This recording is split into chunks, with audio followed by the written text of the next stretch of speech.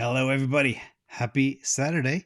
For those who are new to the channel, this channel is about helping people achieve financial success. Is about, I do believe the world is going to be very competitive in the future and there's not many options to do it, but we live in a very disruptive time and this channel is about disruption and I promise you brutal honesty every single day. So let's go, let's cover what happened this week and a lot of good stuff. And even this month as well.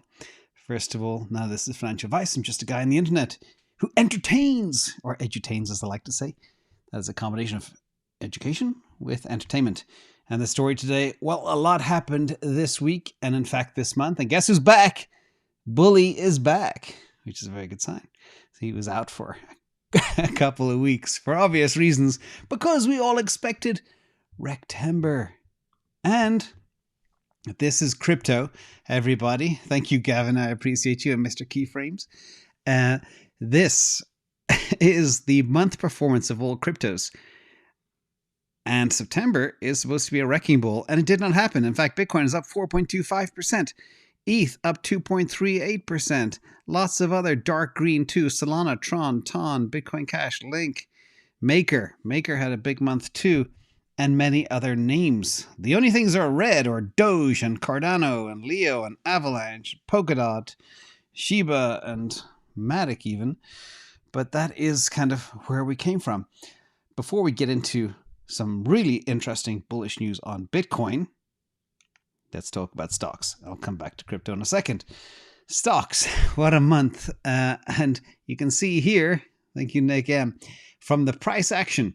When we look at disruption here, the only green for the month is Meta, up 1.75%, Google down 4%, Amazon down 4%, Tesla down 2%, Microsoft down 4%, Nvidia down hard, Apple down 7, 8, 9%, whatever, can't read those numbers. It was not that good for stocks, but remember, for a disruptive stock to be down 2 to 4%, not a big deal. 10%, yes. And things did rebound over the last week of September too, which is very interesting. Despite all the great clouds of things like government shutdowns, who cares? I think the country would probably run better without a government. Anywho, let's talk about some more numbers. Now, this is Bitcoin monthly returns since the beginning of Bitcoin. And you can see there's one big, nasty, negative month, and that was September. The average return for Bitcoin in September since its inception is 4.95%. Let's call that 5% down. Every other month in Bitcoin's history, on average, over the 14 years, is positive.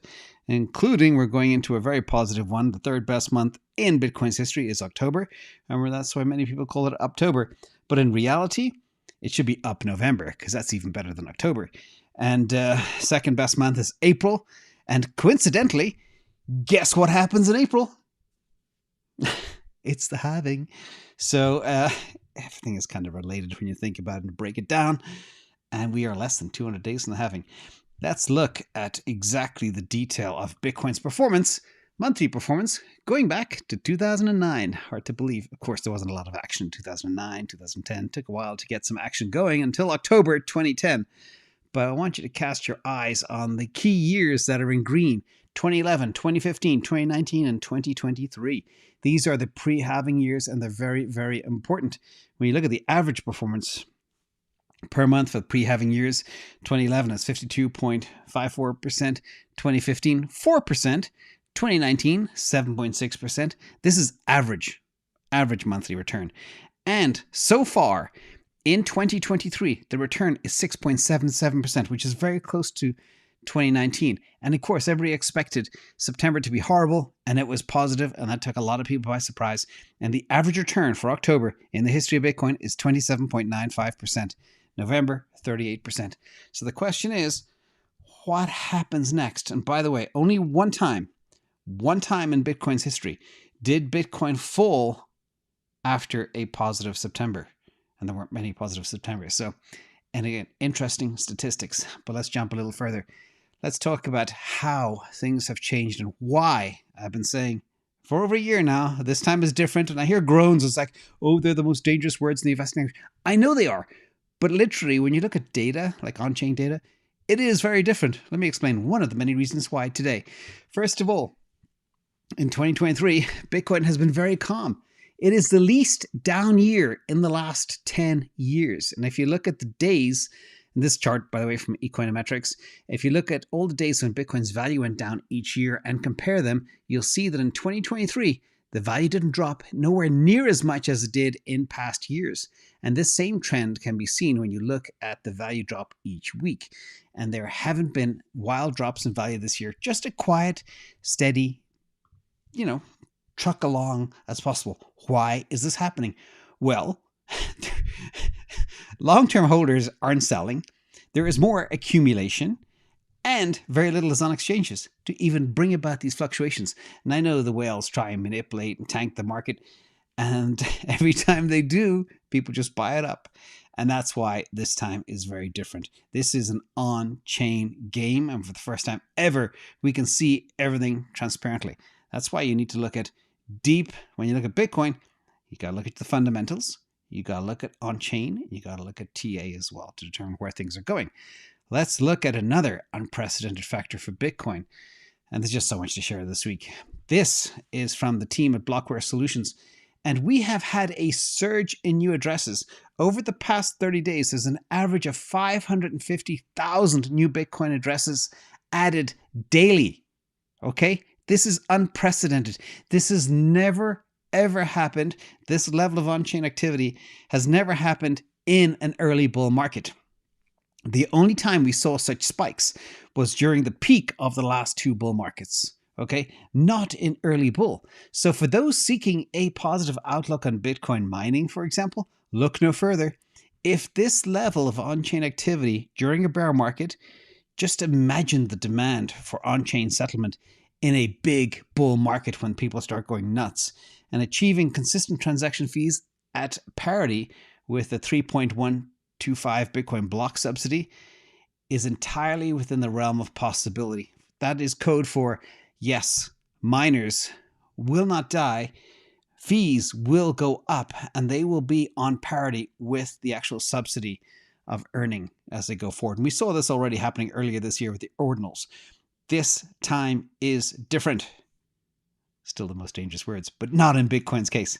Let's talk about the Bitcoin future as well. Shout out to the xruler_44 who shared a chart to one of my tweets this morning from Aurelian.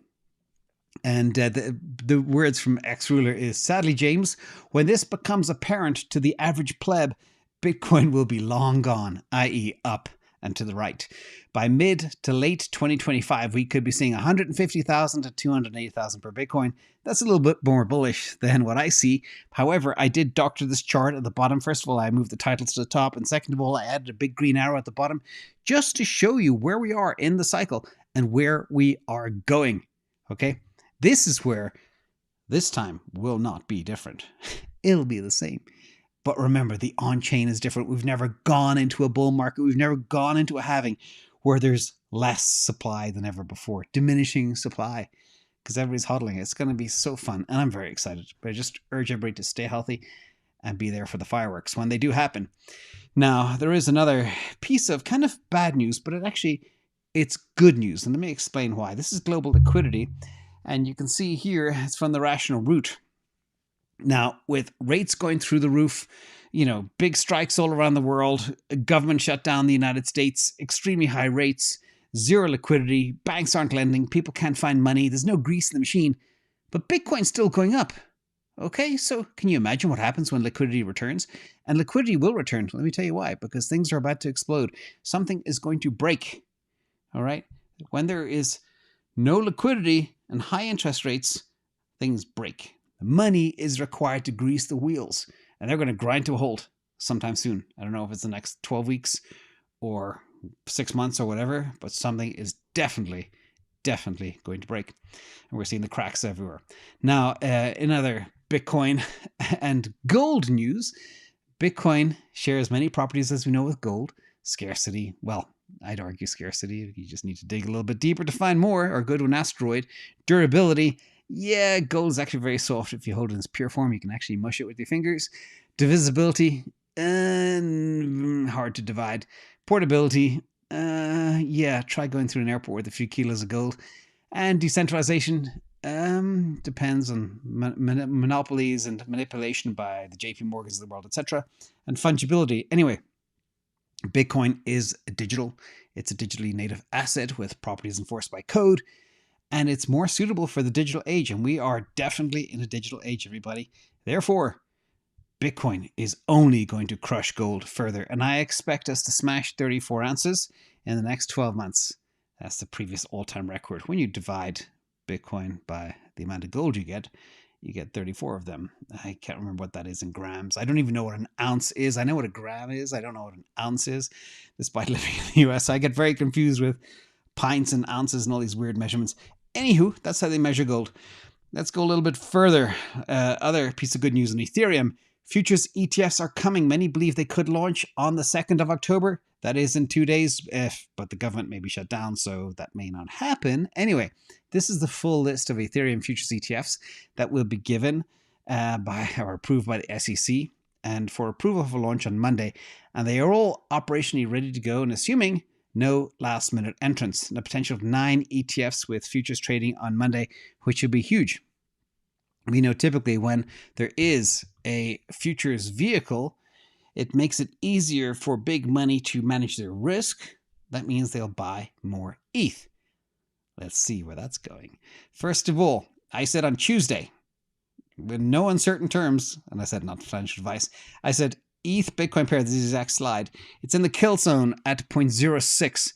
That is stupid cheap. Well, and it was a no-brainer with all the activity going on, the fact that it has underperformed Bitcoin. But guess what happened? Bingo. This is the last couple of days since Tuesday when I made Octa, and it's up big time. So that's the ETH Bitcoin chart. Anyway, these things are almost too easy to predict, but that's just fun. Let's talk about another big move this morning. This is the Sol candle. It looks a little bit rude. It looks like a big finger, but there's a buy signal there, September 11th, the date of infamy. And yeah, Solana's on the move. But why? What's going on there? Let's have a look.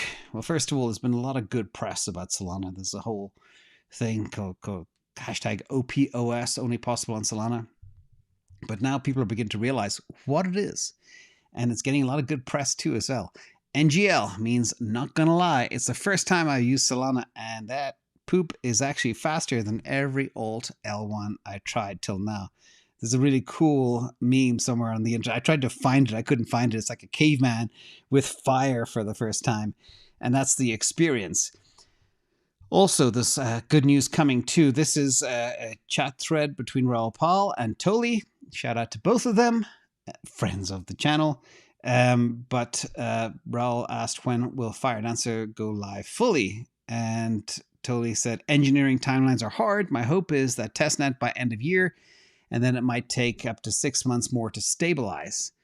And this, I just hope people realize the importance of Firedancer. The biggest piece of FUD was kind of the system getting crowded, spam attacks, DDoS attacks, etc., that brought it down in the past. It has not been down, touch wood, for a very long time, which is good. But once Firedancer is up, that is a complete rewrite of the entire platform in a different language on a different platform. That means that things like outages will be a thing of the past, but also scalability will melt your face. And I hope people understand this. And everybody's beginning to wake up now to what it actually is. And again, just go use Chain X and then try this and you won't go back. In addition, oh, by the way, and the fees are like $10 in ETH and versus $0.0002 on Solana. It's a no-brainer. I hope I got the zeros right. Now, there is a tool that is free on TradingView. Just search the IA Sol upside model and you will see exactly where Solana is and where the targets are that I have based on moving targets from percentage of other assets, percentage of ETH market cap, bare minimum. It has to surpass Cardano market cap. And by the way, guess what happened this morning? It just did that.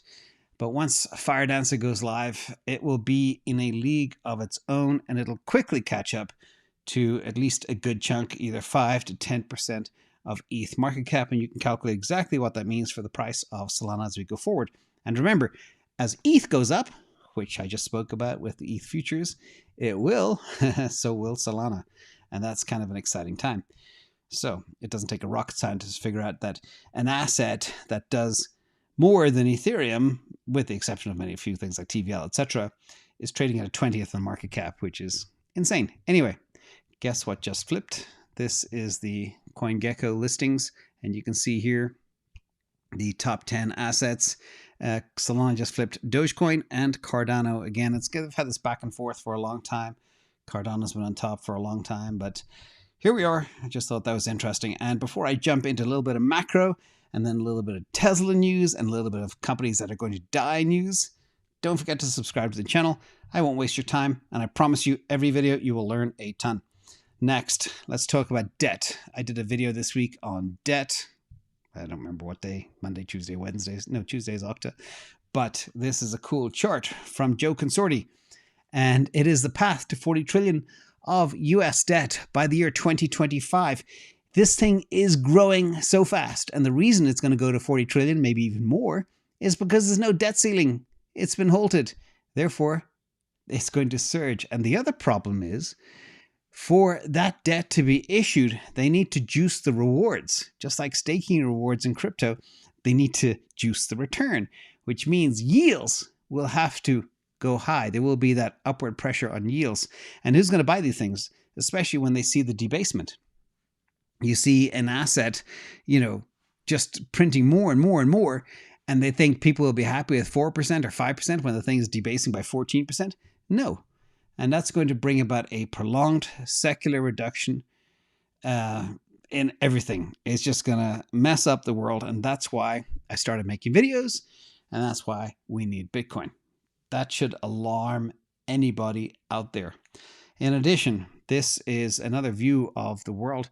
Between the BTFP and the reverse repo, banks are having a cush time.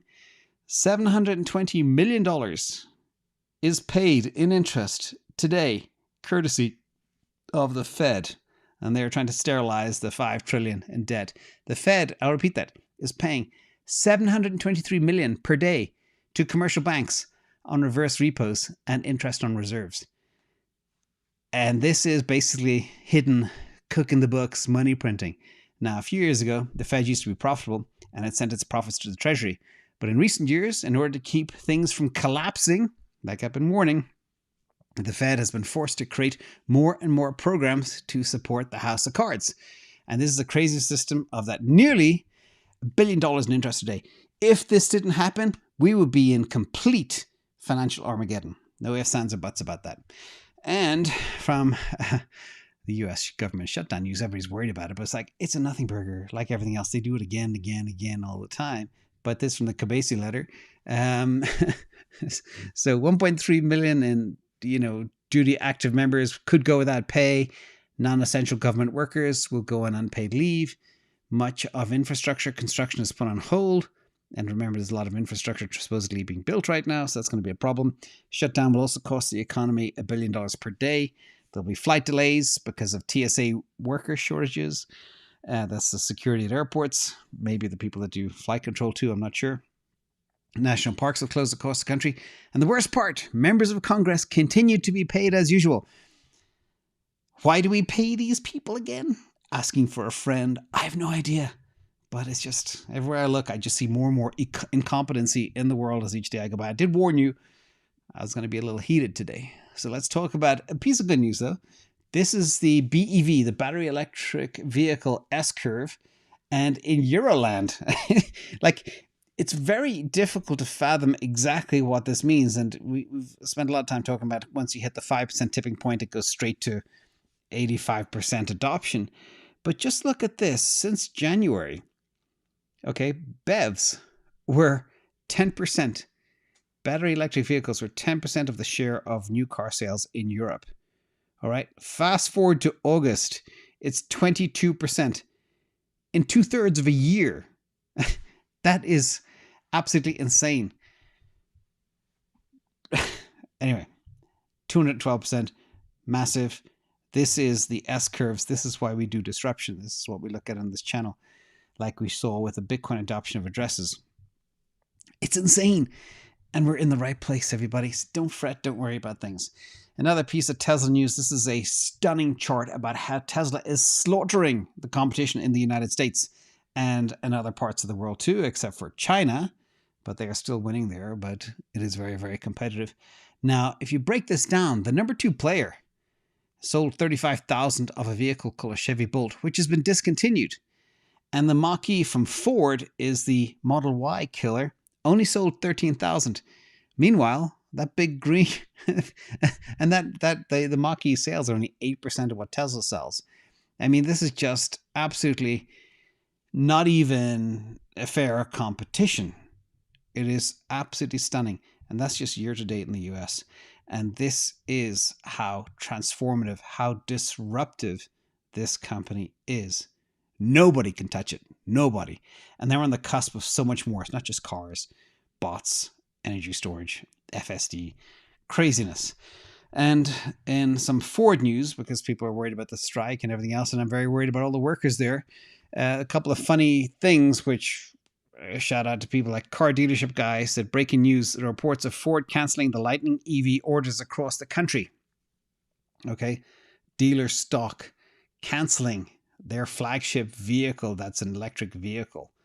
That is a problem. The damage that will do in the market means potential buyers of such a car will never trust the brand because they don't know if it's going to go out of business, if there ever be any service or support for it as they go forward. A real concern. But check out the shirt from this guy, Sean, from the UAW. Shout out to Alexander Mertz, who's very funny. He happens to be wearing a camouflage shirt, just like the Cybertruck camo. I wonder, does he have his order in? Is he one of the 2.1 million pre-orders, which has never existed in the history of the world? So much of one car to be pre-ordered is insane. And I feel bad for the people that are going to, even if you join now, you might not get one for 5 to 7 years. So that's why stuff like this happens. And again, it's just an exciting time to be alive. Now, there are psyops, as I call them. There are people out there that just get up and they spouse garbage out of their mouth all the time. And I watched a podcast. It was a Spaces held by Herbert Ong, and they invited Gordon Johnson on. And it was the most painful thing I've ever heard. And I was wondering why he is so toxic and why he is not versed in anything EVs or cars or Tesla, and why he's depriving people of a future. So did some digging, and it looks like he had a tweet a year ago or so. Hey, Phil, this is great for Kramer and great for General Motors. My dad is a lifelong executive there, and I love the company, and they treated our family great. And that's a picture of his father on the right-hand side as well. So as I always say, follow the money. Do not believe what analysts say. Many times they are just, pumping their own bags, etc. That's why this guy is so toxic. And he has a $24 price target on Tesla. And he's been wrong for 6 years consistently. And that Twitter Spaces proved how I was like, is this guy, is he mental? Or does he have an axe to grind? It's the axe. He's not mental. Next, let's look at the challenges. This is a cool model called Porter's 5 Forces. And it's why I believe ice makers will be out of business in 8 years. And the fact that the UAW is holding a knife to the throat of the big three, they're going to just accelerate the demise. But when you look at it, you start at the top right, the bargaining power of suppliers. Remember, in these traditional car companies, the suppliers, there's 150 of them, and they're not integrated in any way. So if you want a little chip or you want something, you've got to have its own software, etc. It's just a pain. The bargaining power of customers. The customers are not you. They are what's called the stealerships.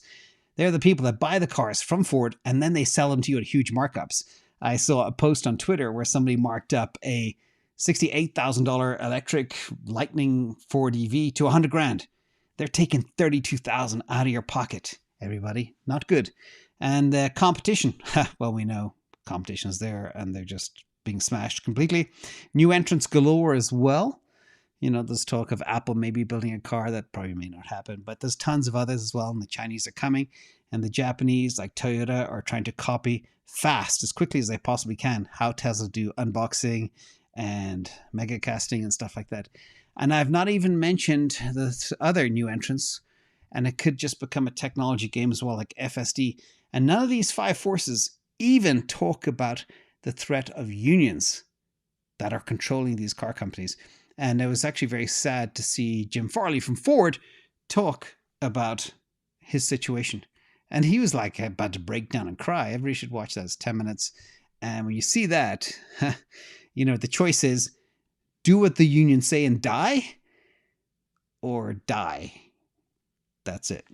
Now, workers are not happy. They're all around the world, not just at the car companies, but here we have the highest number of days lost of work due to labor disputes since the dot-com bust back in 2000. Many of that was because a lot of companies went out of business, etc., and other ugly times.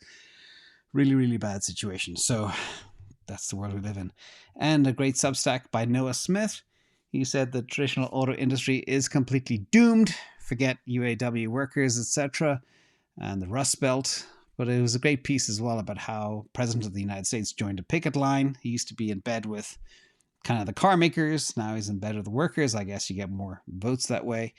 But net, it's none of it's going to end well for these companies. That's why I always say these ice makers will be done in 8 to 10 years. Switching gear.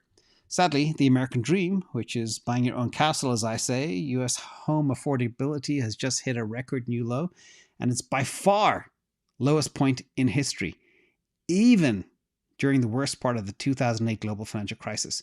Affordability was 15% better than its current levels.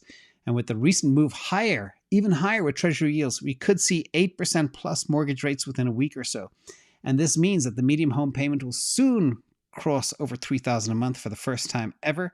And home buyers now are spending more than half of their pre-tax household, pre-tax, not post-tax, more than half their pre-tax income is on a house payment.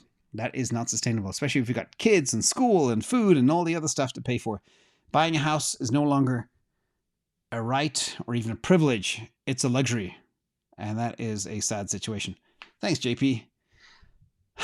Final note as well. I just want to thank everybody on Patreon for helping making me and my team possible, and love working with you each and every single day. Thank you all. Tomorrow is Q&A. Super interesting one. Every week, the questions from Patreon get more and more complex, and I got to work harder. So now I'm going to hang up the phone and start working on that. And I'll be live tomorrow at 12 noon Pacific, circa 24 and a half hours from now. Thank you all for being here, everybody. Thank you to the mods in the chat. And T&D Tesla, you rock. And everybody else. Sorry for being a bit animated today, but sometimes stuff just needs to be said. And I'm not holding any punches anymore. It's too desperate a time. An exciting time, as long as you're in the right assets. Oh, I forgot to show, follow me on Twitter too. It's an interesting, I showed a chart of Ford going back to when it began as a stock to today. It's lost 99.45% of its value. When you divide the stock price divided by growth in empty money supply. Remember, be in the right assets. Hope is not a strategy. Holding on to things, especially not for 50 years, is a kiss of death. Always have those tap dancing shoes on and be in assets before the S curve begins. We are having two big S curves right now. Tesla and Bitcoin. My two biggest positions, coincidentally. Thank you as a method to the madness. Thank you, everybody. Have a great weekend.